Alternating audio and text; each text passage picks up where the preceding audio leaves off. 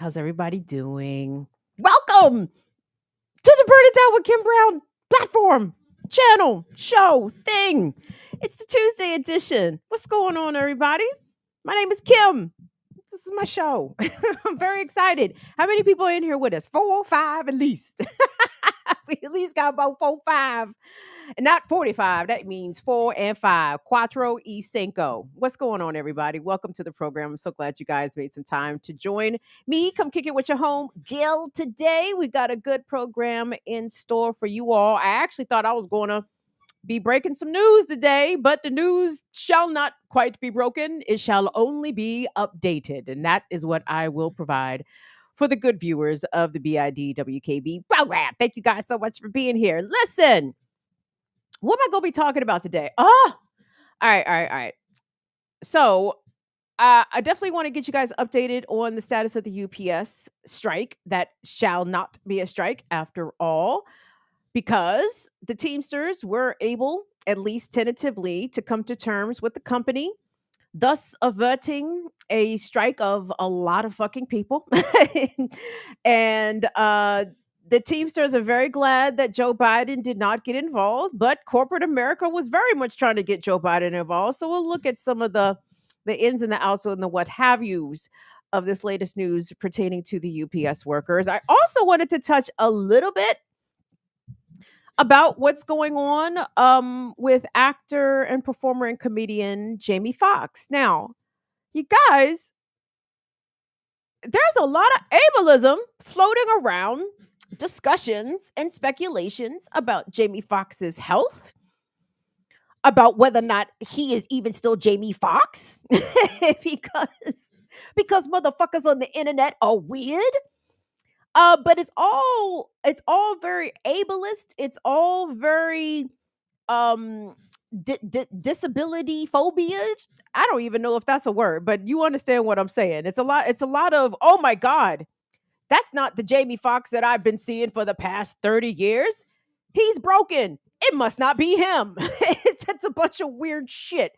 So I did want to get into that a little bit later in the show. And to begin the show, I'm going to give you guys an update on the latest of the case pertaining to the squeegee worker in Baltimore City, the teen squeegee worker in Baltimore City who last year murdered a motorist in self-defense. But before I get there, I'd like to remind everybody, if you could, will, please, that this week starts today, I guess. Today starts the first week of our 2-week summer fundraiser.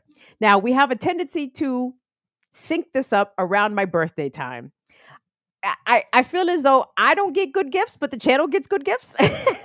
So, but if you're gifting the channel, ergo, therefore, by extension, you are gifting me as well. So this is what we are encouraging everyone to do. If you are able, we please ask you to support materials. The BIDWKB platform, as you guys all know, I hope and pray that you know that this is a Black woman-led and centered media platform. I call me media. I'm media, God damn it. I've been media long enough, and now I do media the way I want to do it. So this is a Black woman-led and centered media platform that requires support from viewers like you. Okay? We do not have any corporate sponsors. We have people-powered engines going on over here. So if you want to support the channel, you could do so in a number of ways. Materially, $ BIDWKB, Venmo at BIDWKB, PayPal.me/BIDWKB, and the Patreon.com/BIDWKB. Couple of thank yous. I'd like to shout out to the good sis, Donnie, who just ran me some bucks for my birthday, because Donnie's a babe out here. Thank you so much, Afraid Not.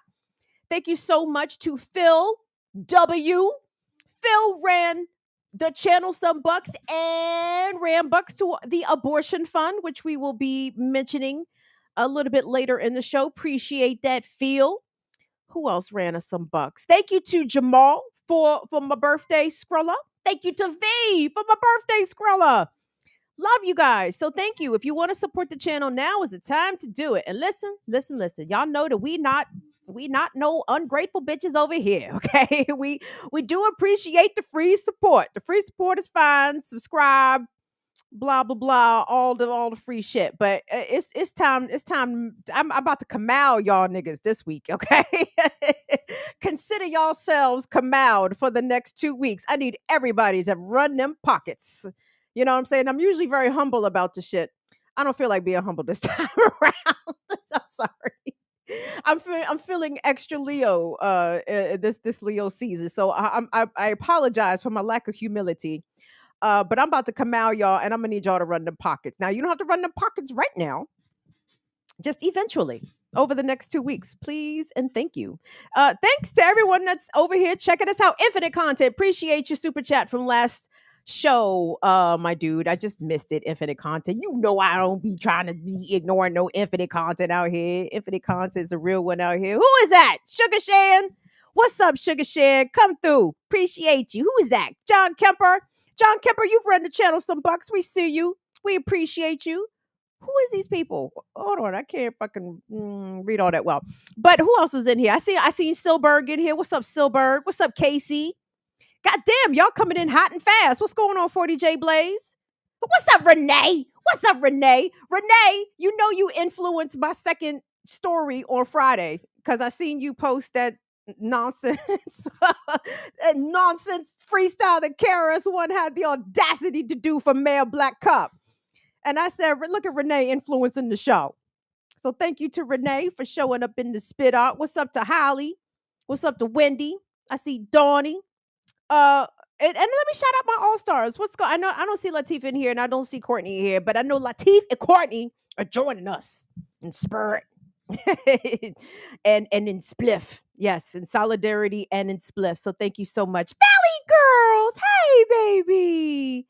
Hey. What's up, James? I'm coming to your city, James. I don't know what I don't have anything to add to that after that, James. But I'm gonna be in your city this weekend. So yeah, big up to the shy, big up to the big 312 out there. James, tell me where the best dispensary is in Chicago. Who got that who got that strong? Who's selling the mushrooms in Chicago? These are the real questions. Who got the psychedelics in Chicago, James? Drop a line. This is information I need to know for my birthday weekend. What's up, Tough Poe? Thank you so much for coming through, man. All right. Ladies and gentlemen, boys and girls and non-binaries, let's get on here with the program because, as promised, I have been keeping abreast of this story out of Baltimore City. Okay, this story hits on a lot of different buttons for me personally, and I really came to discover today, actually, truly how emotionally involved I am in the outcome of this trial. Because this trial represents so much. It represents Black kids' ability to be kids. It represents Black people's ability to defend themselves. It represents the ways in which non-threatening behavior by Black people and by extension Black children is criminalized and always taken as being threatening, and the ways in which the system will go out of its way to ruin the life of someone who may have made a mistake. Okay, and we're talking about the child, the squeegee worker who last summer shot and killed a 48-year-old motorist in Baltimore City after the motorist got out of their vehicle and chased a group of squeegee workers, teenage squeegee workers, with a baseball bat. And one of the teens, who was then 14 years old at the time, shot the man dead in the street. And now that 14-year-old is now 16 and is being tried as an adult and charged with first-degree murder, amongst other things. Well, if you could pop up the article for me, please, because here's the deal, y'all. I was on pins and needles today. So they have been moving quick, fast with this trial. Trial started last week. They wrapped up closing arguments, I think, Friday. The case went to the jury Monday, yesterday. Today, it was being floated. Hold on, let me pull up the article myself as, oh man, come on, computer, please don't die on me now. But the jury deliberations are going to continue again on Wednesday because the jury seemingly is having a difficult time coming to a unanimous verdict. So much so that the jurors sent a note to the judge asking if a mistrial was declared, what would that mean for the case? Okay. Now, there's a lot of legalese being ballied about here, and I am not a lawyer. I just play one on the internet. The prosecution, I believe, was trying to incur or what they call an Allen plea. Do I have that correct? Where I suppose the jurors are able to consider both or concurrently, they're able to consider first degree murder, second degree murder, and voluntary manslaughter for the fate of this kid. So they're allowed to consider multiple charges. And I guess if they all can agree on one, then that's the one they'll go with. I don't know. Shit is higgy in Maryland. Howsoever, the fact that the jury is not able to come to a unanimous verdict tells me a lot of things. Because, for one, we know that the Baltimore State's Attorney's Office, from stories that we have covered here on this program, uh, by and large, they do not have their shit together. And like most prosecutors, they'll charge whoever's handy. It doesn't give a fuck if it's the actual person who committed the crime, so long as they can prove it or create enough evidence or do a half-assed enough investigation that, oh, fuck it, we'll just pin it on this person. A la what happened to Keith Davis Jr. And we saw what happened to Keith Davis Jr. He went through multiple trials, eventually being exonerated and released from prison, but not after having served 7 years in jail. We don't need this young man's life disrupted in that way. Okay. And I want us to play the package.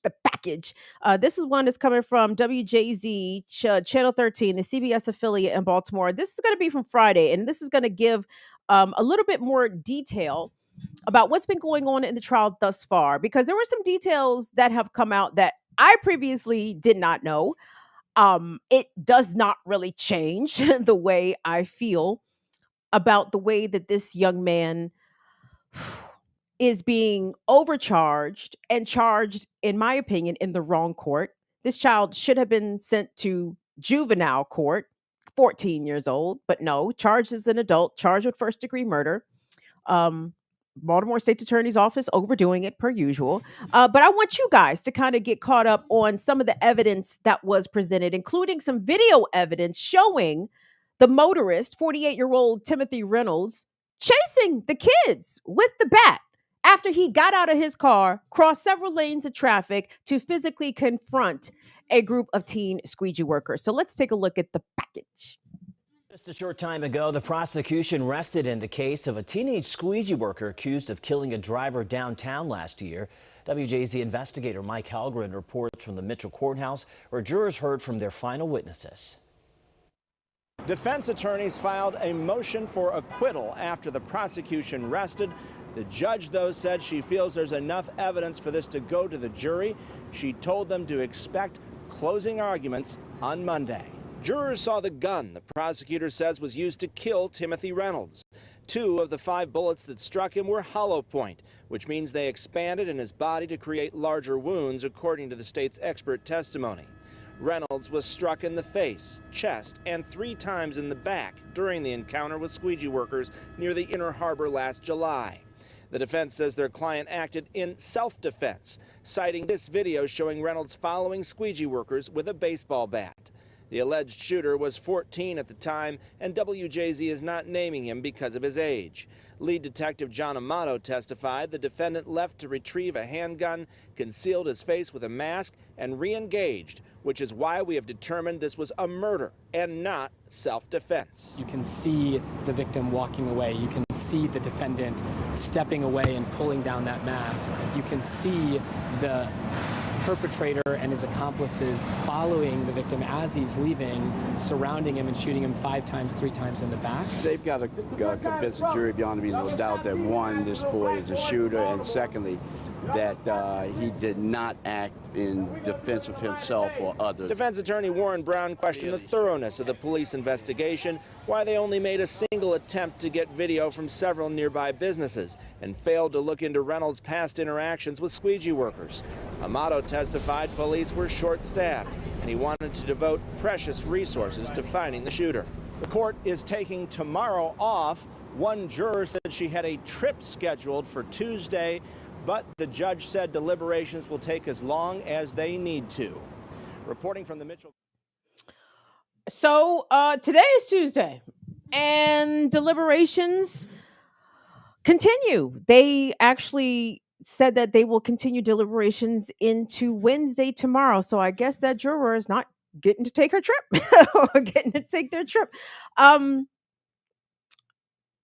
there's a lot going on here, okay? There's a lot of people trying to score political points off the back of this child, all right? Thyru Vignagarash, the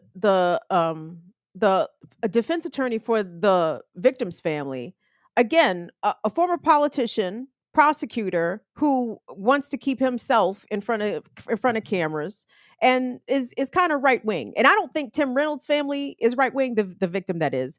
But there are the racial dynamics that are at play. There are the neighborhood dynamics that are at play. There are the squeegee kids versus the city dynamics that continue to be at play. And let me say this. So it sounds as though the defense has been able to create, in my opinion, if not reasonable doubt, absolute justification for self-defense. I heard what they said, that the guy was shot 5 times, 3 times in the back. Well, that meant he was shot twice in the face, right? Like they got shot twice looking front on, right? And when he turned to leave, he got shot 3 times in the back. And you heard the not the defense attorney, pardon me, the family's attorney, Thyru, right there, say that the perpetrator knew what they were doing, that they shot 3 times as the victim was leaving away. Well, the problem is, when we talk about what the quote perpetrator knew what he was doing, raise your hand if freshmen in high school know what the fuck they're doing. How many 14-year-olds do y'all know what the fuck they're doing? Some 14-year-olds probably do, we hope, have a baseline knowledge of so-called right and wrong, right? But at the same time, 14. And let me tell you guys how much that number is weighing into the way that I view this situation. Again, the other issues that I have, the lack of Black children being viewed as children by society, the fact that this child was charged as an adult when he was very clearly a child, and all of this continues to get reinforced, right? But when it comes, y'all know, y'all know I do not have a lot of sympathy for men, okay? I don't, but I have a lot of sympathy for boys. I do. Because they don't know no better, right? I mean, I'm talking about bad men, not the good men that watch this program, obviously. But, I do not have sympathy for the bad men, but I do have sympathy for bad boys because someone taught them that. Or even worse, someone did not teach them the good way. And I'm not saying that that's what happened with this now 16-year-old who is facing these murder charges. I'm not saying that at all. In fact, I think this child had every right to not only defend himself, but I don't think that he should be held criminally liable even for shooting this person in the back, because 14, okay? 14, y'all. 14. And I shared this with you guys on occasion. Some of y'all are new. I do not share this all the time because it's not a fun subject. But 20, and because it's such a traumatic incident, I cannot always remember when it happened, but 2017, 2018, my 23-year-old brother was murdered. He was stabbed to death in Hawaii at Waikiki Beach. And the circumstances and how my brother became dead was he was out with some of his friends going out on the town. My brother was a Marine. He good kid. I mean, he wasn't no shit starter, which is why I can't his reasons for joining the Marines I did not understand, because I'm like, you even like to fight. The fuck you gonna do in the Marines? Regardless. So they out on the streets going somewhere, him and his buds, and they get approached by these groups of teenagers on the beach trying to sell them weed, and they decline, and then somehow a confrontation ensues and it escalates, and my brother got stabbed to death by a 16-year-old. 16, this kid was. Nicholas Torres. 16-year-old Nicholas Torres. He ain't 16 no more. That's why I'm saying his name. So Nicholas Torres stabbed my brother to death, and he was convicted, I believe, of manslaughter, and he was sentenced to 10 years in jail. Okay. Now, I was not able to travel to Hawaii for, and it wasn't even a trial, actually. I was in touch with the prosecutors pretty much the entire time. They told me they were not going to take it to trial because it was a group of so-called rowdy youths. They weren't convinced that all these kids was going to show up in the court, and they damn sure wasn't convinced that they were going to show up and tell the truth if they did show up, right? So the prosecutors, that is, decided to offer a plea to Nick Torres, which he took. He got a sentence of 10 years, possibly more if he doesn't behave in jail, whatever that means. But I kind of spoke a little bit on behalf of this kid. You know what I'm saying? Because 16, 16. Did the kid do something heinous and horrendous and something that can never be undone? Yeah, he did. Okay. But 16, I don't think we should be throwing away 16-year-olds. I don't. I really don't. Like, I really wish I felt this law and order hard line. Again, even as something as heinous that was done to my own family. You know what I'm saying? I still didn't feel that way. I still did not feel like we should be throwing away 16-year-olds. And I feel like this about this kid in Baltimore, this squeegee worker.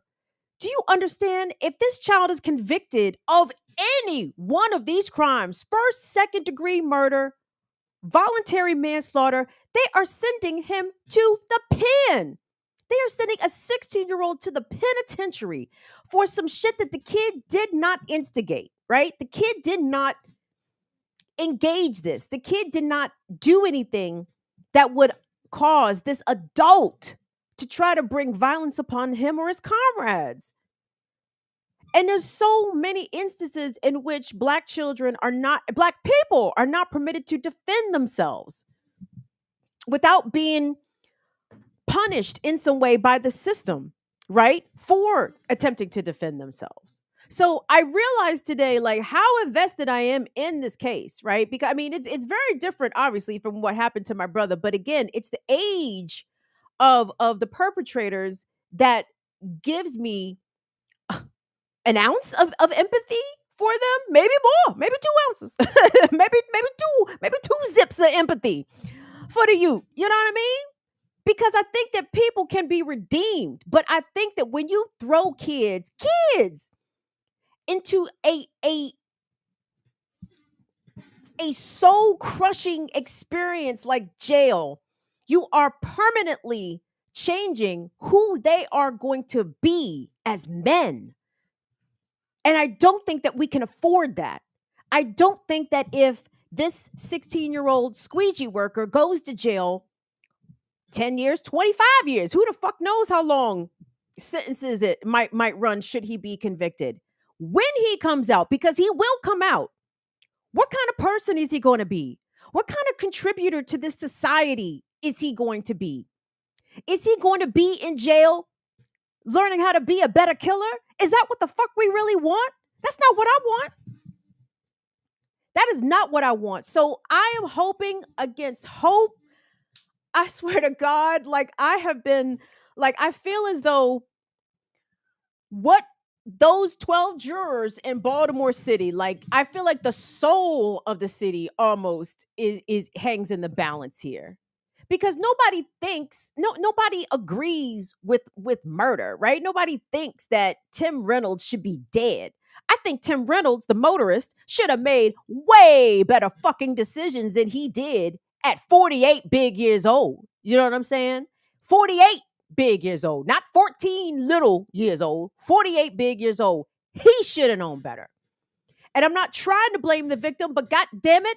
I mean, sir, you could have cussed them kids all the way down the road while still in your car, while still traveling to your destination. You could have got home and bitched to your wife for 30 whole fucking minutes about them goddamn squeegee kids trying to blah, blah, blah. You could have did that and you would have lived another day. And this young man would not be literally fighting for his life inside of a court system right now that insists that at 14, he should have known better.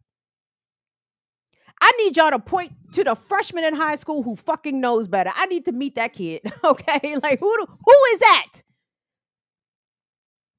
I'm very furious about the situation. So anyway, I wanted to keep you guys updated on that. I hope there's a verdict tomorrow. I was very, again, disappointed that there was no verdict today.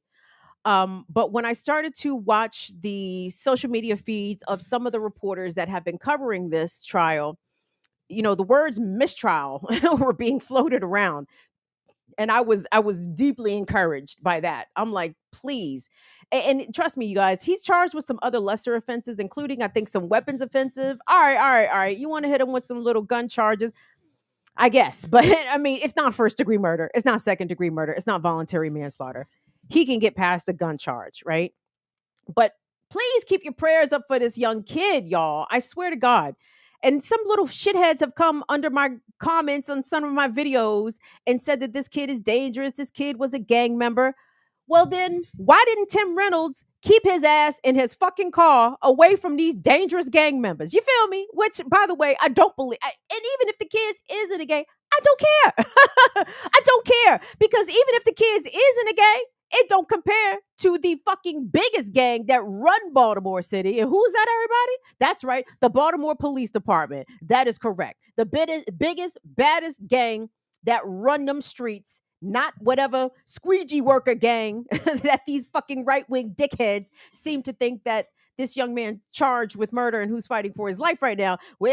Please, whatever little gang, street gang that he's alleged to be a part of, which I don't believe, but even if he was, it don't compare to what BPD is out here in the streets. So I don't give a fuck. So hopefully there might be a verdict tomorrow. If it is, I'll do something to keep you posted. Maybe I'll make a short. I'm not proficient at that, but I'll give it a shot. I will give it a shot. But please, you guys, please, please, please, let's hope that these 12 jurors and the 2 alternates that have been seated on this trial do the right thing, that they do the right thing really for this city, like I live there, but they do the right thing for Baltimore, because I don't think throwing this young man's life away because an adult made bad decisions. No, I disagree with that. So let me take a break. Thank you guys. Thank you. What's up, Latif? I see you in here. What's up, Silberg? What's up, Holly? Have I already spoken to y'all? Probably. Schultze. What's up, Schultze? What's going on out there in the northeast? Northwest. My bad, Schultze. Is it still roasting hot out there? Shout out to the Hearts. Shout out to Anna. Shout out to Mama Lorraine. Shout out to Learn Life Abby. Hey, guys, do me a favor. I need you guys to send good healing vibrations going out to Shades. Shades is one of our Fire Fam members. Shades is dealing with the health thingy. And there were some things going on. So I just want you guys to send some good healing vibrations to Shades. Is that Alicia? Hey, baby. What's going on, Nisi? Glad to see you in here. All right. Will, let's just discuss the abortions, shall we? And I want to thank you guys. Thank all of you that have run us support. This has actually been a pretty good month for collecting donations to support the abortion fund for the month of July. We are sending our material support to the All Options Hoosier Abortion Fund based out of Indiana. Did you know that you bitches do not deserve liberty? What do you bitches deserve? Babies. That's right. And it doesn't matter if you bitches are 10 years old. It doesn't matter if you bitches actually want the babies. But if the baby is inside you trying to kill you, oh, well, it might just have to kill you. Like, it depends on what state you live in. The baby might actually get to kill you. How does that work? Well, we don't like for that to work that way. But regardless, I know I'm being flippant and facetious with the topic and the subject that I should do and be neither with. But I can't help it because I joke at inappropriate things, and you guys know this about me.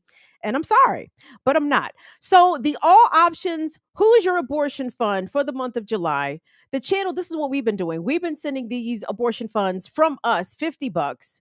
And we've been asking you guys to match us, whatever you can match us. If you want to donate directly to the the all options, who's your abortion fund? If you click on the chat box, chat box isn't here. You know why? Because Molly's not working today. But our link tree is somewhere around here. Maybe if you go to our about section of the channel, I think we have a link to the link tree. If you click on our link tree, you will find a link to the all options. Who's your abortion fund there if you want to donate directly. But you can also donate to us via Super Chats or Cash App or Venmo or what have you. And just denote that it is for the abortion fund, and we will pool our monies and send the support. We pick a different abortion fund every month because in America, us bitches, we're second class citizens. We don't have bodily autonomy. We don't have a right to health care. We don't have a right to decide whether or not parenthood is the thing for us. We don't have a right to terminate pregnancies of fetuses that are not viable. We don't have no rights. Welcome to America. Is this a democracy that we fighting for? You understand why I'm okay if this bitch burns all the way down to the fucking ground? y'all don't understand why I'm okay with that? Because as a woman and as a black woman and as a disabled black woman, shit. Shit. Burn, Hollywood, burn, I tell ya. Y'all like that Chuck D, huh? I did that pretty good. You could tell it's Leo season. I told y'all, there's no humility in Leo season. Look, Will is over there rolling his eyes. Humble? What? During Leo season? Shit. Ain't no way. Hey, big up. Me sending love to Cynthia. Thank you to Megan for your Venmo support, girls. I appreciate that so much. Thank you guys so much. And guys, to be clear, there's no limit or floor. There's no ceiling. There's no floor on the donations, y'all. We'll take $2 seriously because it's the gesture. It's the point. It's the thought that counts. But no, we cannot pay bills with thoughts though. Okay, like some Skrilla would be appreciated, but even if it's only $2, I don't care. That's fine. I appreciate your $2. Trust you me. So thank you guys so much. Nat A, what's up, babes? There's Franny Francais. Franny Francais is in here. What's up, baby? Thank you, Franny Francais, for I think you sent us something last show. So thank you so much for that. Excuse me. Bagheera's out there on a job. You love to hear it. All right, let me move on to the next story because I'm gonna turn y'all loose at a decent hour tonight. So this isn't. Like I said, I thought I was going to be breaking news today. I ain't breaking shit, apparently. Well, we're going to the UPS, if you don't mind, because this was it. Will, pop up that first image if you could for me. Because this was it. It was this week or it was a strike next week. Period, point blank. UPS, the company, had until July 31st to come to terms with the Teamsters who are representing 340,000 UPS workers. You're going to put the image up, Will? And it was not clear today whether or not today was going to be that day. And this was tweeted out by the Teamsters this morning. And it said, TikTok, bitches. It didn't say bitches. I just threw that in there. But it said, TikTok, 6 days left. And the Teamsters Twitter account tweeted maybe about 7 this morning. And they said that their national negotiating team or their bargaining, is it negotiating team or the bargaining unit? It might have been their negotiating team. Their national, if Bagheera don't shut the fuck up. Bagheera! Shut up! She told me to shut up. God damn it. Smart ass dog. How's she gonna tell me to shut up? Anyway, so the Teamsters tweeted out this morning, Tuesday morning, the morning of the 25th, that there was 6 days left. And they said that their negotiating team was headed out this morning to restart negotiations. We'll pop up the next image if you could for me, please. And then a little bit around lunchtime, the next image, my dear sir, a little bit before lunchtime came this happy news. Ka-chang! Bajang! Like Eddie Kane Jr. when he revealed his old Nights like this, I wish raindrops would fall outfit, the shiny suit. Ka-chang. That's what the Teamsters said. They said, we changed the game. That they have got an historic UPS contract. Book, book, book, book, book, book, book. Big news, because a strike was going to be a bad thing for lots of people involved. And we're going to get into that in just a moment. But yep, so there you go. So the strike has been averted, at least for now, as the Teamsters leadership and UPS were able to come to a tentative contract agreement that still needs to be ratified by the union members. Keep that up there, Will. And it says the overwhelmingly, I'm quoting from, this is from the Teamsters Twitter page. It said the overwhelmingly lucrative contract raises wages for all workers, creates more full-time jobs, and also includes dozens of workplace protections and improvements. And it goes on to say,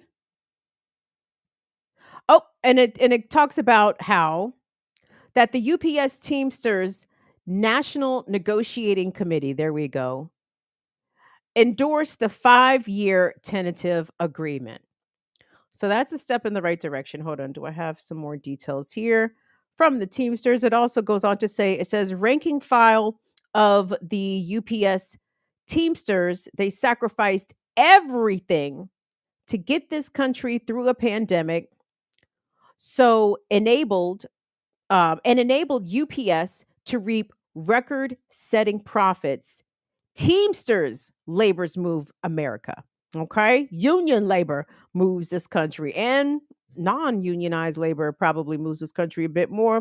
But that's okay. It goes on to say, it says that the union went into this fight committed to winning for our members, and it says that we demand that the best conditions and that the best contract in history of the UPS get it.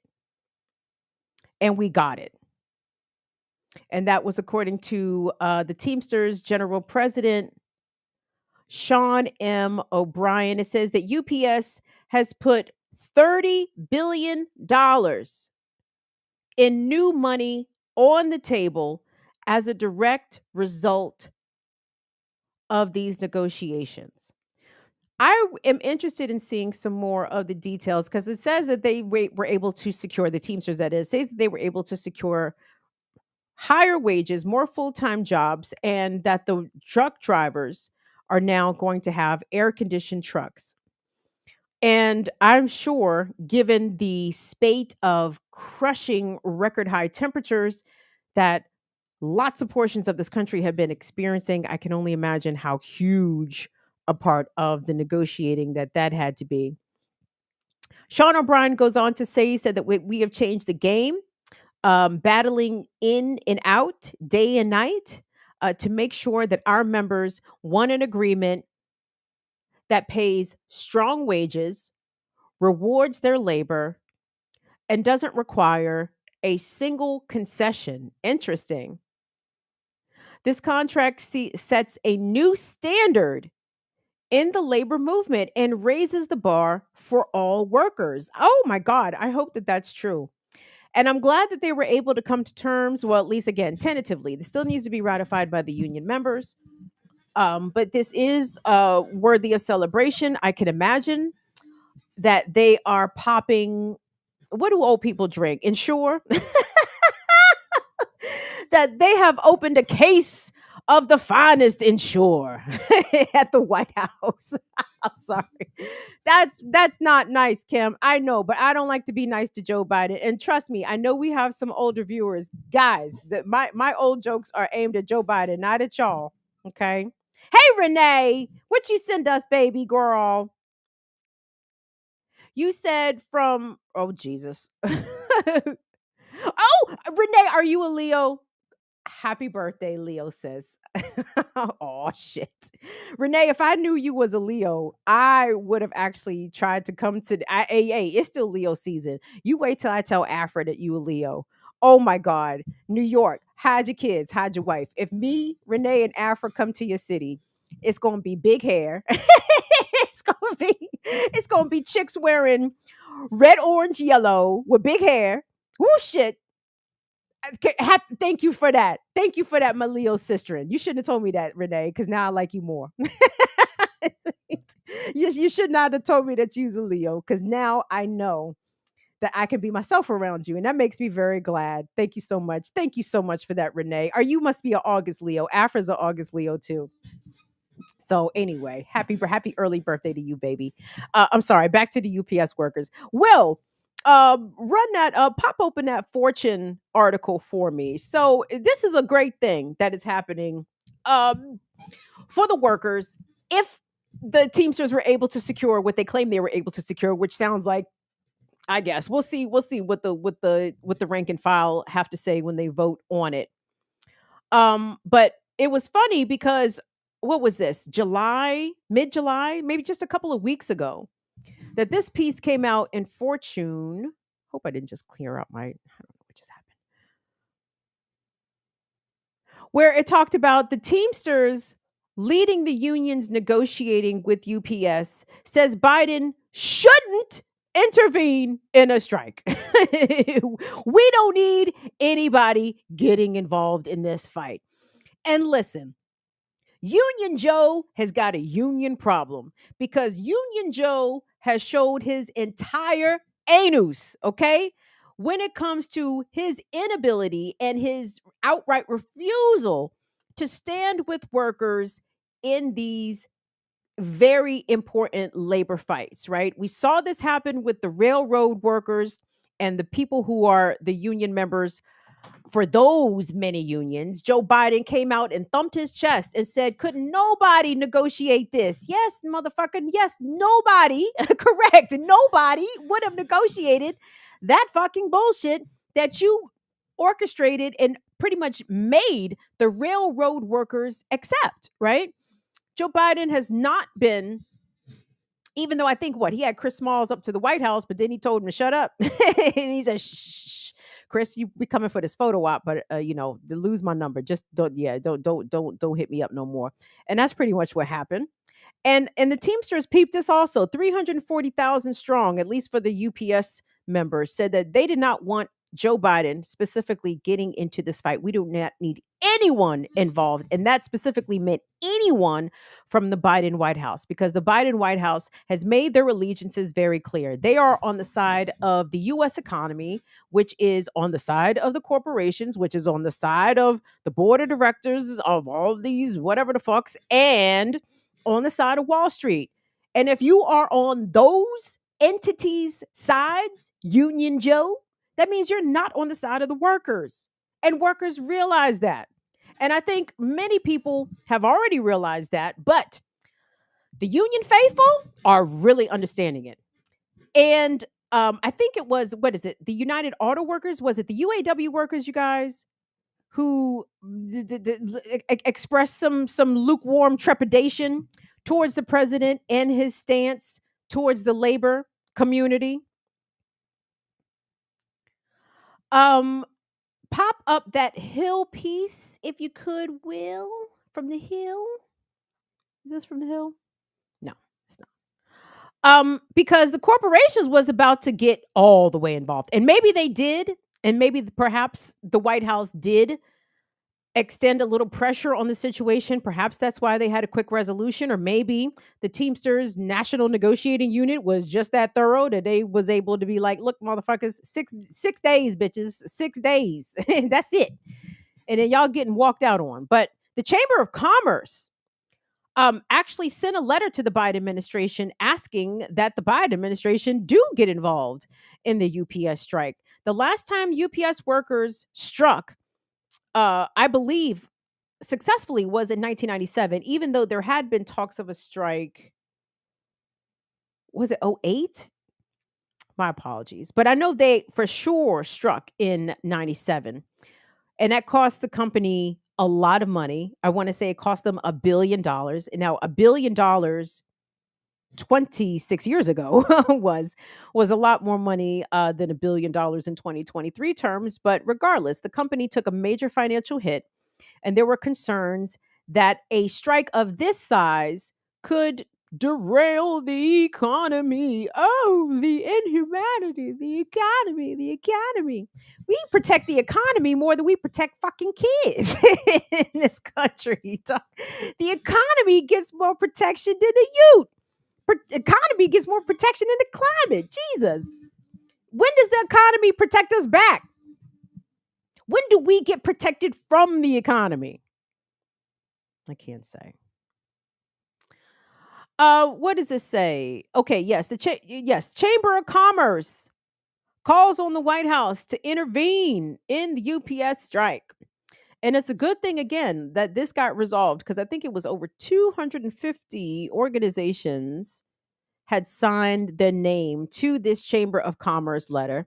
And you know what Joe Biden was going to do? Well, either he himself was going to get involved, intervene, try to convince the union and its members to accept lower terms, lesser protections, et cetera, anything to keep the economy going. God forbid some shit happen to the fucking economy.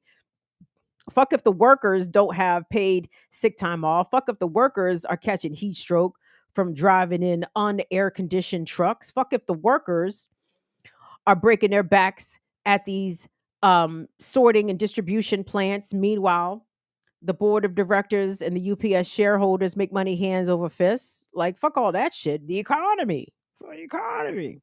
I hate Democrats. So bad. So that's good news. Jesus, seldom is there good news on this program. But I was very encouraged to at least bring you guys a smidge of good news. And my deepest apologies, because I know you got all y'all news houndy ass knuckles and non-knuckles. I know y'all saw this shit when it happened, because y'all be on it. So I can't never break no news to y'all, because y'all be breaking news to me. Shit. y'all break news to me. How am I gonna break news to y'all? It's a one-way relationship. What's up, Matthew S? Thank you so much for showing up and being here. Feminist News Network. Thank you. Thank you so much for coming through. Love to see y'all in here. So anyway, that's it. That's the good news. UPS, rah rah, sis boom ba. Joe Biden didn't get to fuck it up, at least to our knowledge. maybe in the coming weeks we will discover that Buttigieg or somebody stuck their little nose in the situation or whatever. Vesper, did I see you run me some cash, babe? Hold on. I'm sorry, sweetheart. I missed that. I think I saw it while I was running my yam. And I said, I'm going to shout Vesper out in a second. And then I forgot. So Vesper X, DJ Vesper X, thank you so much for your super chat support, baby. Thank you so much for that. What's up, Nadia? Thank you so much for being here. So, okay, that's the good news. Have I run out of breaks, Will? I don't have anything else to push. That's all I had to push, Will? Yep. I think that's it for right now. Okay. How are you doing today, Will? Well, since you asked, I'll get on camera. Give me a second. Oh, shit. How's your kids? How's your wife? Husbands, I'm telling you, you better tell your lady to look away. Will is turning on cameras, aka breaking hearts, aka Mr. Steal Your Mom. That's what Will be telling the kids. Don't tell nobody that. Don't tell nobody that.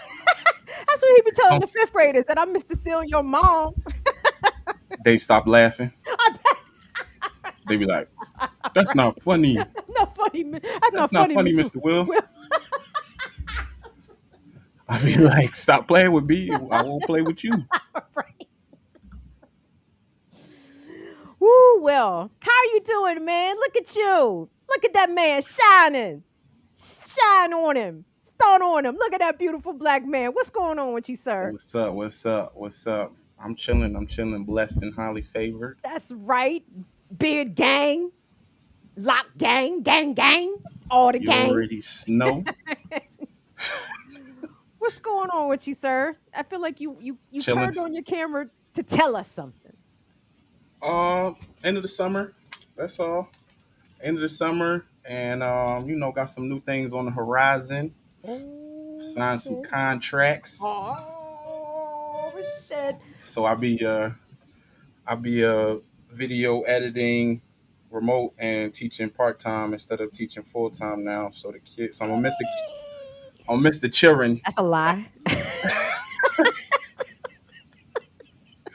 That's a I'm gonna lie. miss them. No, sometimes I miss them. You might miss a couple of them, but you won't miss all of them damn kids. Hell no, no, ain't no way. Congratulations, Will. Congratulations. Y'all, big up Will. Will got him a job that he can work from home. He ain't got to go catch COVID. In the schools. I ain't gotta get no chairs thrown at me. I Right. ain't gotta get no, kids trying to fight me because I told them to sit down. So it's a blessing. You know. Congratulations. Thank Will, you. Thank you. And I'm terrible at like celebrating this type of stuff. So I definitely appreciate, the shout out. And, Will. Listen, man, your 30s are not easy, okay? They're really not. I mean, I guess none of it is easy under capitalism, but I know that struggle. You know what I'm saying? I know your testimony. You know what I'm saying? But yeah, look at God. Look at God. Look at God. Won't he do it, Will? yeah, for real. You know all of the real, deal behind all of the stuff that I've been through. But, you know, I'll save that for the book, when it come out. Yo, pop up Latif comment up there. Will he thank you, Latif, for your super chat support. He ran us some bucks and said Will was in the building. Peace, peace. Latif, what's good, my guy? Always appreciate you, man. No, I appreciate y'all for real. Like y'all show a lot of love, and if I could show it back, I definitely do. Listen, you guys, like Will's a good brother out here, seriously. Well, first of all, y'all should know, Fire Fam. Like I can't and won't. Like I won't I don't deal with bullshit people. You know what I'm saying? And I mean like character people. Like you gotta be of a certain caliber of character. You cannot be ain't shit out here. Like you need to have compassion. And Will, but you do have compassion. You know what I'm saying? You be cussing them kids when you get off work, but you be nice to them during the day. Oh, they love me. They love me. They love me. No, they miss. I was out last week. I was teaching at Micah for like a week, and they like bum rushed me. They were like, "Mr. Will," when they saw me.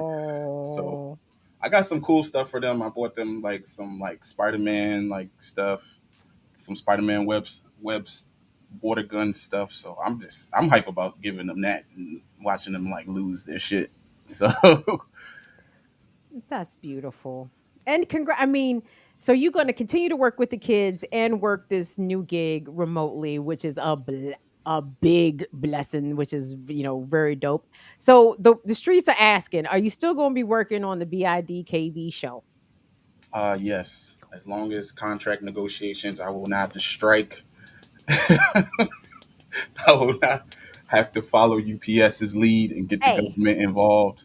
So well, I think you need three or more for a union. So you and Molly we need one more I mean, I can't unionize against myself here, Will. man, use one of them personalities. Don't Leo's got like 6 personalities? Ha ha. Ha ha ha. Leos, Ha ha I love you too. ha. Kim don't like when I be telling the truth about Leo. So if you be like, hey, watch your mouth. Watch your mouth. You too close to home. You coming a little too close. You coming a little too close. Coming in too hot. Coming too hot to the ego, man. You know I can't take it. You know, You know I can dish it, but you know I cannot take it. I pay attention. That's the fucked up part. I'm gonna learn all of the fucked up parts about it. So anyway, but yeah, so thank you for making an appearance, Will. We appreciate all that you do here on the channel. You are an outstanding team member, team player. You know what I'm saying? You funny guy. You know what I'm saying? Thank you, gracious, Yeah. And gracious. you mean well. Like you're a good person. Like you really are. You know what I'm saying? You don't be out here whoring too much. I respect that. You know what I'm I saying? try, but it never ends well. You try to keep your hoeing to a minimum. I respect that for a young fella. You know what I'm saying? Gotta make it worthwhile. No, that's right. what I'm saying? And you let me talk crazy to you. Thank you. Most Let importantly. is all right. I'm gonna go. I know, because it's My, not me. I mean, you can't actually stop me. You know what I'm saying? You might can complain, and I will. I'm be on live. This is the problem. Burn this down. I got something right here to burn down. Right, we gonna start with this shit. Oh no, but you can join, not in this chat obviously, but in there's a bandwagon of motherfuckers who are determined to say I am a misandrist, and it's like let's expound on that for a second. Let's say I actually do hate men, which I don't, but let's say that I did. How is that hurting you? like They like don't, how would my alleged hatred of men, how is this having a negative impact on your personal life? they don't know how horny you be. But I know you Oh, jeez. they don't know you hate. I hate these, but I sure do love them. I do. Right. That's Put her in the room. She gonna fold, y'all. She gonna right. Shut up. But you gotta be cute though. fold. That not the gremlins, okay? She got it tight. Shut up. Well, all right, get off the screen now. I'm done talking to you. All right. Go. I'll see y'all later. Maybe I'll say bye later. But yeah, Yes, love that's love fine. and appreciate y'all, and definitely appreciate the support. Of course. Thank you, Will. Thank you, Kim. Thank you, Will. Will is good brother out here. That's brother Will out here. Wilbert, Will I am, Wilkins. I apologize, you guys. Apologize for the slight distraction. Let me get back on course, and I'm gonna turn y'all here loose after this right now. Do us a favor, give the video a like, a thumbs up. Hey, don't forget, you guys, tomorrow, Black Power Media is off probation. We coming out swinging. You know what I mean? We're gonna have a good remix morning show tomorrow. 8 a.m. Eastern Time. Join us at 9 o'clock. We're going to be joined with Nick from Revolutionary Blackout Network because RBN has been getting hit with some bullshit strikes as well. And for why? I know, because nigga. because there's Negros on here talking some anti-capitalist, anti-racist shit. And the Google overlords don't like it. So we're going to have a conversation about censorship, the censorship that I actually care about, the censorship of Black people. Miss me with fucking wealthy crackers being censored because I could give a fuck. But anyway, I wanted to talk, if I could, for a moment about Jamie Foxx. Jamie Foxx, you guys, Jamie Foxx. Jamie Foxx is a treasure, to be perfectly honest. When it comes to the arts, when it comes to being a comedian, actor, singer, and I mean, that's enough, right? Like, I mean, he's got the talent of Belafonte, but he doesn't have the politics, right? Like, I mean, I even think Sammy Davis Jr. kind of had some politics, right? Sammy Davis Jr. would at least run money to the civil rights movement. Jamie doesn't get down that way. Jamie is a Hollywood in all the way, but he has parlayed this Hollywood career at a very high level for a number of decades. What year did he join In Living Color, y'all? Was it 91?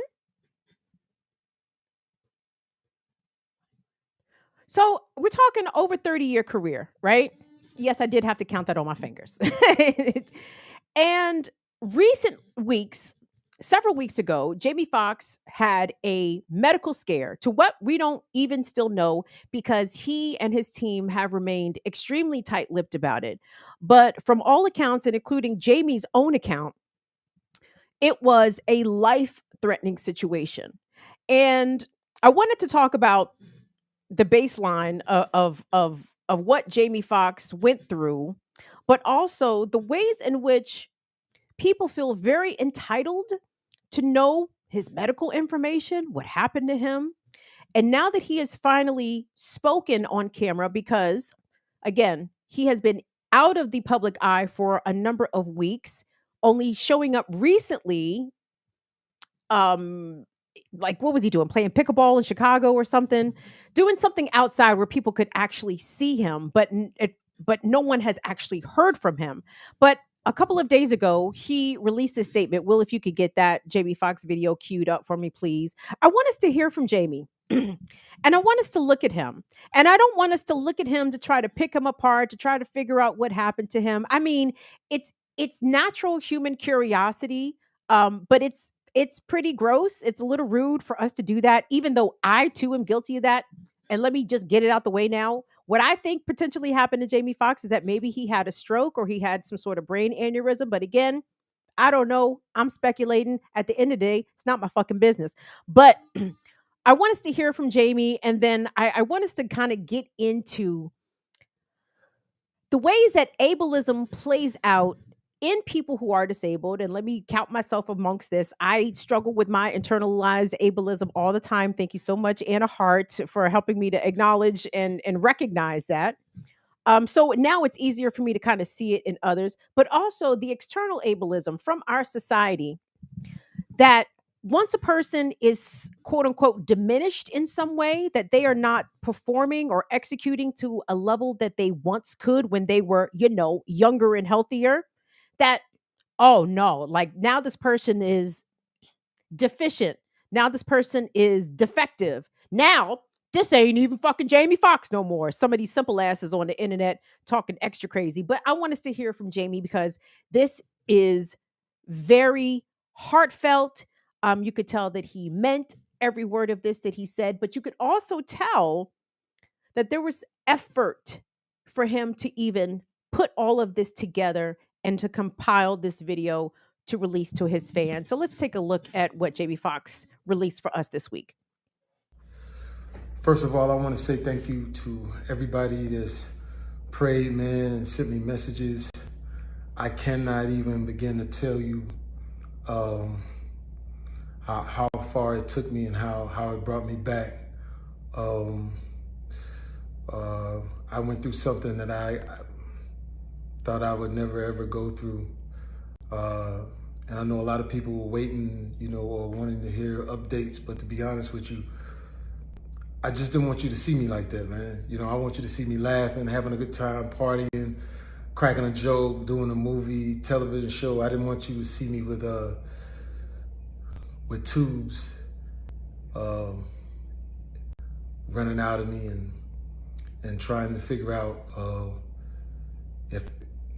if I was gonna make it through. And to be honest with you, my sister Deidre Dixon, my daughter Corinne Marie saved my life. So to them, to God, to a lot of great medical people, I'm able to leave you this video. I cannot tell you how great it feels to have your family kick in such a way. And y'all know they kept it airtight. They didn't let nothing out. They protected me. And that's what I hope that everyone could have in moments like these. Now, by being quiet, sometimes things, get out of hand. People saying what I got. Some people said I was blind, but as you can see, the eyes are working. The eyes are working just fine. They said I was paralyzed. I'm not paralyzed. But I did go through, I went to hell and back. And my road to recovery had some potholes as well. But I'm coming back, and I'm able to work. So I want to thank the people that let me work. And I just want to say that I love everybody, and I love all of the love that I got. And man, I know they talk about people crying on videos. You can do take two, but I'm not gonna do a take two. It is what it is. And if you see me out from now on, and every once in a while I just burst into tears, is because it's been tough, man. I was sick, man, but now I got my legs under me, so you're gonna see me out. But like I said, I just want you to remember me for the jokes that I crack, the movies that I make. Some of them good, some of them ain't. I think I got a good one out. And the songs that I sing, man. And then, some people were talking about I'm clone. Well, check this out. Just kidding. Not clone, man, but I'm here on earth because of some great people. I'm here on earth because of God, man. So I love all y'all. I just wanted to jump on here and let you know that I'm on my way back in love. On his way back, not quite yet though, for Jamie Foxx, again, who has been dealing with an undisclosed illness for several weeks. Jamie Foxx was in the hospital for a long time, everybody. And by all accounts, he has been doing some sort of extended rehabilitation and has not been able to work as a Hollywood personality. He hosts the Fox show Beat Shazam, which, by the way, I used to, first of all, I've been watching Beat Shazam ever since it launched. I am not watching no goddamn Beat Shazam hosted by Nick Cannon. No. Because Jamie Foxx was great hosting Beat Shazam. I mean, just himself, just this effervescent, quick on his feet, quick to react. And it's clear that Jamie is not able to perform at that level because he suffered a medical mishap, whatever that may be. He's 55 years old, but some of the online commentary, again, and maybe I should not pay attention to the online commentary, and I try not to, but I'm trying to heed Dr. Jared Ball's advice in the sense that, this bullshit on the internet does need to be countered. You know what I mean? Like, we cannot just be letting this fugaziness just slide unchallenged. So I want to play a couple comments that I saw online, which I think sort of encapsulate the goofiness of not only the goofiness / harmful ableism aimed at not only Jamie Foxx, but by extension, really the disabled community. Because again, I talked about it on this show. If for whatever reason you are not either able to perform or do labor to the level that your younger self or your stronger self or your healthier self once could do, people question your value as a person, as a human. You know what I mean? Like, if you can't work, then what the fuck are you even doing? You might as well go lay down in the graveyard. Like, what's going on? As though our only purpose on this planet is to have our labor exploited. And if you are not able to have your labor exploited, then I guess you're just a throwaway person. You have no use to the society, which is, again, ridiculous. But this whole casting aspersions about whether or not Jamie Foxx is a clone, whether or not he is an AI generated whatever, it goes to show you the ways in which people truly recoil and repel from disability and even perceived disability. Just look at Jamie Foxx, a picture of fucking health right there. Even though we know that he's still in the middle of recovering, he looked fine, right? He even was speaking very well. Even though to me, I could tell the effort that he was putting into putting all that together, but you could still tell that he is still very much himself, regardless. And I apologize to subject you to this asinine. Is that a word? I just made that up. The asinine that can sometimes permeate the online commentary sphere. But I think it was important because, again, there's a lot of goofy motherfuckers out here who are thinking these things and saying these things. So, Will, if you could, please, can we listen to them two goofy ass motherfuckers who about to get on here and say some extra goofy, dumb shit about Jamie Foxx and basically about disability at large? Let's take a look. Ladies and gentlemen, what's up? Shout out to Jamie Foxx. Yo, he out there rocking and rolling and shit, enjoying life, working on a motherfucking new project and shit. You know, he helped some lady with her missing lost bag and shit. He been out there on a boat in the water and shit. Shout out to Jamie Foxx. It's good to know he's doing okay. He's well now. But check this shit out right here, y'all. Ain't nowhere in hell that this here is a picture of Jamie Foxx. This motherfucker looked like he just got released from jail, went to the motherfucking Goodwill, bought some fucking clothes, got a motherfucking clean cut. This motherfucker, this ain't nowhere in hell. No, nigga, this ain't no Jamie Foxx, nigga. That's a motherfucking clone, y'all. Ain't no way, y'all. That is not Jamie Foxx. Who the hell is that nigga? That is Jamie Foxx I know. Hell no. That ain't, no, that ain't, blame it on that. No, that ain't him. That ain't him. Ain't him. Here come the bozos. Hocus keep making a mockery out of Jamie Foxx health complications. So if this is the real Jamie Foxx, y'all believe, then who the fuck is this baldhead nigga that we seen last week? Last week we seen this baldhead nigga who looked like he got a lot of melanin. He looked healthy. He don't look like that other cancer patient. The cancer patient that came out 2 days ago when Tyrone came out, he don't look like him. This guy look healthy. Make it make sense. A week ago, you look healthy with a bald head, and 2 days ago, you look like this with a shape up and a head full of hair. Make it make sense. Who is the bald head nigga? If this is the Jamie Foxx. Hollywood waved the magic wand in front of y'all face every time, and y'all fall for it. I am not making a mockery out of Jamie Foxx. We just got some questions. Who is this? And who was the other guy? Because last week, that guy looked very healthy, and he had a bald head. He got all his melanin. This guy don't have his melanin. This guy don't have the same melanin that the Jamie Foxx that we're used to seeing. Who is this guy? Why y'all mad at me for questioning the reality that they put in front of us? We're supposed to question everything. I question y'all niggas, not y'all niggas in the chat.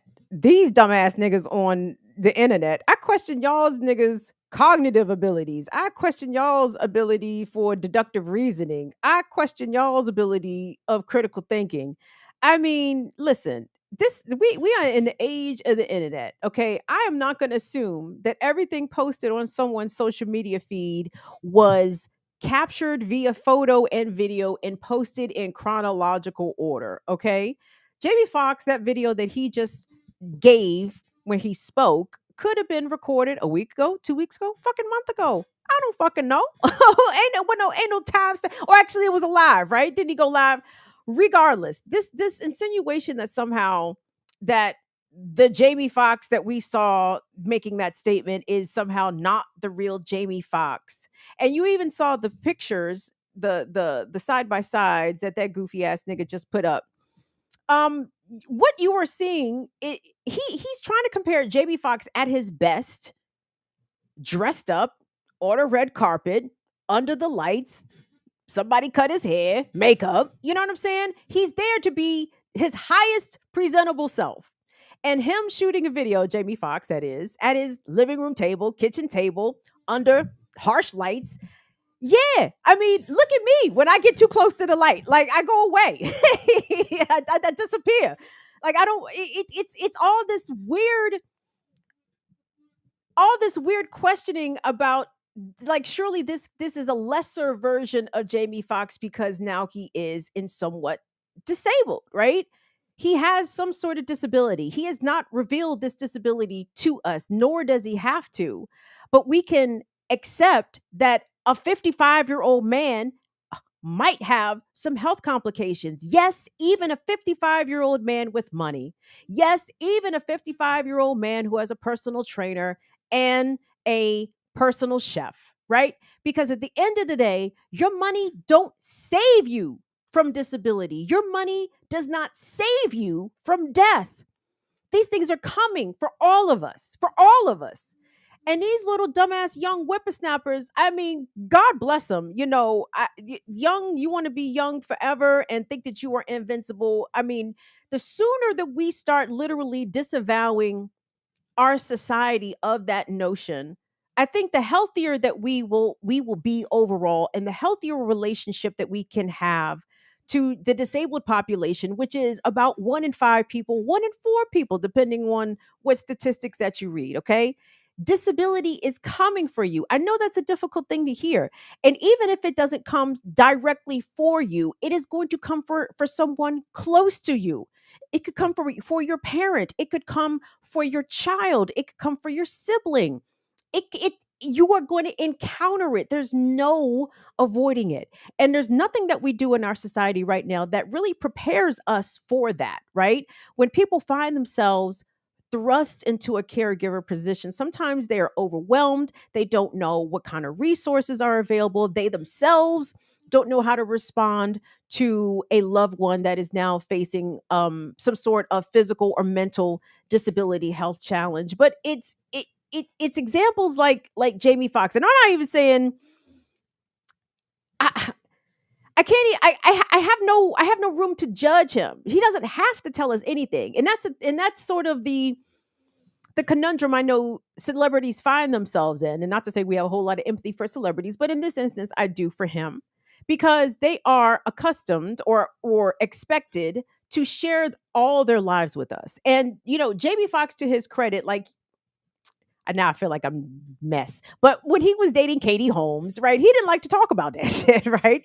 Like, he kept that shit to himself. Like, Jamie Foxx is a very private person, and kudos to his sister and to his daughter for still to right now, this day, keeping his health challenges under wraps. I'm glad that we don't know what's going on with Jamie Foxx. I don't want to know until he is ready to share it with us because that is his business. We are not entitled to his health information, and we need to rid ourselves of that expectation. I know it's natural human curiosity. I know that a lot of us are curious as to what took down a 55-year-old man to the point, a 55-year-old wealthy man to the good looking in shape man to the point where he said that he almost didn't make it. A lot of us want to know that, but we need to be okay not knowing that, okay? And you need to be okay not knowing what is going on with people who are walking around here with visible and invisible disabilities everywhere, right? But also this rejection of a quote diminished Jamie, like somehow he is not still himself. That's ableism, you guys, and that is that's as a facet of ableism. Again, that is something that's something that I'm currently at this immediate second struggling with myself. There are lots of things that I used to do that I can't do. And it's hard to accept that, you know, and there are parts of me that don't accept it. I don't accept that there are things that I can no longer do. But that doesn't make me not Kim. That doesn't make me not me. That doesn't mean I won't tell you to kiss my ass. That doesn't mean I'm not myself. It just means that my ability level has changed. Okay. And that doesn't mean that I'm not still a, a, a contributing member of this society simply by my existence, not even necessarily by the labor or output that I'm able to produce. You know what I'm saying? Like I am still worthy. Jamie Foxx is still worthy. Every disabled person is still worthy as long as they are, you know, good people, good character, whatever. I mean, because disabled people can be ain't shit people also, but you know, as long as people is good people, you know, they are always deserving of your respect, of your compassion, of your empathy. And you shouldn't shun them or tell them that they are less than or question like or say what's wrong with you, man? What happened to you? You fell off. You don't look good. You know what I'm saying? Damn, dog, why you limping like that? Damn, man, you ain't got no sun. Why you all pale? How come you talking so slow? Like you would be surprised at the wild, rude fucking ways that people will come at who those who are disabled with, right? I can understand why Jamie didn't want us to see him that way because he knows, like all of us know, that there is a less of a consideration for the disabled body, right? Like if you are weak and you can't output labor and effort, you're not as good. You're not as deserving. Oh, it's so gross. It's so gross. But anyway, so you guys know sometimes we will pull shit out of the celebrity sphere to kind of made it to a broader conversation. But I even thought about this today as it pertained to the news about LeBron James's son, Bronny. 18 years old, had a full-on cardiac arrest, was in ICU at Cedars-Sinai. The latest reports is that Bronny has been moved out of ICU. But if again, and I'm not speculating either. I mean, I have no idea what happened to this kid. I don't know. I don't know if it's myocarditis or whatever the fuck, you know, the inflammation of the heart, which by the way can happen naturally and is also a symptom or a potential. I can't even get my words together. Jesus, what's the word I'm looking for? Will, side effect of the COVID vaccine, right? I don't know if Bronny was COVID vaxxed, boosted. I don't know any of that. I do know it is not normal for 18-year-olds in prime athletic shape to be suffering from cardiac arrest. So the potential is there. Let me say this. The potential is there that LeBron James Jr. might have a heart condition. Doesn't that make him disabled in some way? Doesn't that indicate that his health is compromised in some way? Now, you would look at him and not think that, right? But because we know what happened to him, um, we should consider him in some ways disabled, right? But again, it's the wild speculation and the wonderment and the disbelief. I was talking to somebody about this recently. You guys know that one of my big ableist pet peeves is when it comes to Stevie Wonder. There's a hashtag, and I think maybe the hashtag has died, but I don't know. I haven't been on Twitter in a while. But the hashtag was Stevie ain't blind. And because Stevie Wonder, you know, could catch a microphone when one was thrown at him, and because Stevie Wonder could play the drums, all of a sudden Stevie ain't fucking blind. Do you not y'all, of course, but did these other dumb motherfuckers understand that, like a lot of disability, blindness is on a spectrum? Just because Stevie is blind doesn't mean that he only sees black. But no, people don't take the time to even ponder any of that. People don't even care. You know what I'm saying? For something like that, for visual impairment, to them, blind is blind. That means you can't see nothing. Well, if Stevie caught that microphone, he must not be blind. It's the dumb shit. The lower expectations, the fact that if disabled people do anything outside of the expected norm for them, somehow they must be faking their disability. Check people, y'all. This is all I want y'all to do. I just want y'all to check people in your everyday lives. When you hear them popping that ableist shit, you don't even have to accuse them of being ableist. You know what I'm saying? Just check them gently. You know what I'm saying? Oh man, did you see that Jamie Foxx, man? It's got to be a clone, man, because I've been watching Jamie Foxx for 30 years, and that Jamie Foxx ain't never looked like that. Nigga, what the fuck did you look like 30 years ago? Because guess what? Guess what? What you look like right now, you did not look like 30 years ago. So what? You a different nigga? You a less nigga? You might be, actually. But don't go putting your shortcomings on Jamie. Jamie's still out here looking as best as he can given the circumstances, and he's telling you that he went through something life-changing, life-altering, potentially life-ending, and yet here he is, not a clone. They did not clone Tyrone. I don't know if they cloned Tyrone. I'm gonna watch that shit tonight so we can talk about it tomorrow on the morning show. But anyway, I just wanted to bring that up with you guys because y'all know how I feel about the ableism. And I'm sorry, like, I do not want subsequent generations of disabled people, myself included, and those coming after me. I don't want them to be subject to this bullshit without any pushback. You know what I mean? And I don't want disabled people to feel as though they are entitled or have to provide proof of their medical condition or their diagnosis to anybody. You know what I'm saying? You tell me you're disabled, that's good enough. Your disability doesn't have to be visible to me. You know what I mean? And disabled people are not less than, okay? Like, that's still Jamie fucking Foxx, okay? But in the same way that Irvin Magic Johnson is not about to run up and down the basketball courts like it's fucking 84 Showtime Lakers, Jamie Foxx may not be able to perform and execute at the same level that 91, 95, 2002 Jamie Foxx used to. And he is still deserving of our love and support, so long as he's a nice person. I do not know Jamie Foxx personally, but so long as he is out here being a bruv on the up and up, not being problematic, first of all, that's a step in the right direction.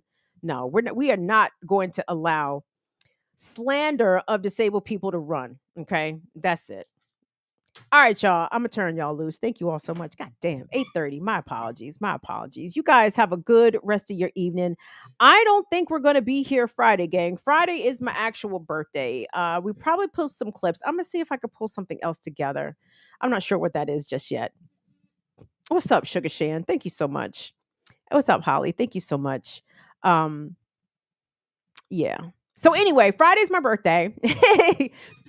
I'm going to be big 45, big 45 out here. I'm very excited to be 45, believe it or not. Like, I actually think that's a very cool sounding age. Maybe it's because I'm an American, and I'm a wash and gun culture, and it reminds me of the 45, come back like Jordan wearing the 45. It's not to play games with you, it's to aim at you, probably maim you.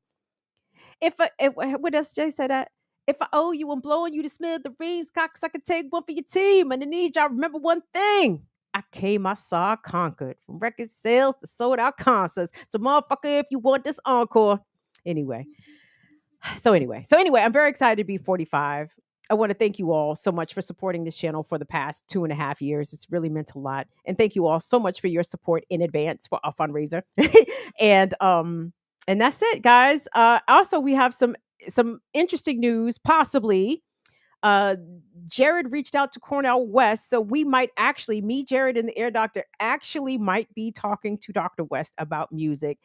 I almost pooped my pants. I felt, I was like, oh shit, this might actually happen. Holy shit.